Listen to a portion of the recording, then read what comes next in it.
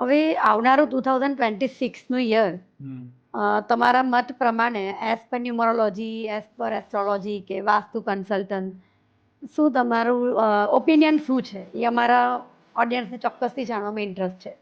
2026 એક નવી હોપ લઈને આવે છે. અચ્છા. બહુ જ સારી હોપ લઈને આવે છે. ગુડ વાઇબ્રેશન્સ લઈને આવે છે.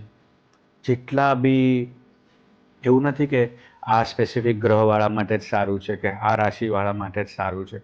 2026નું ટોટલ 1 આવે છે, જે સૂર્યનું વર્ષ કહીએ આપણે, beginning of everything, a very powerful year.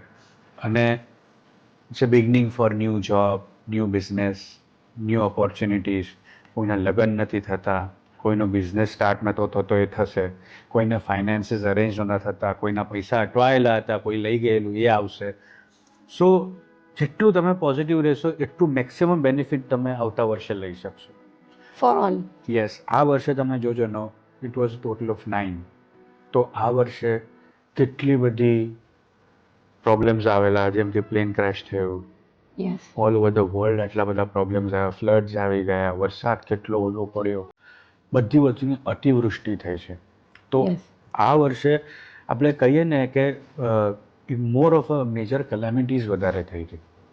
તો આવતું વર્ષે એઝ પર ન્યુમેરોલોજી આપણે વિચારીએ અને આપણે સમજીએ તો આવતું વર્ષ બધા માટે નવું બિગિનિંગ છે. ઓકે. અને જેટલા પોઝિટિવ રહેશો એટલું વધારે પોઝિટિવ થશે તમારા માટે.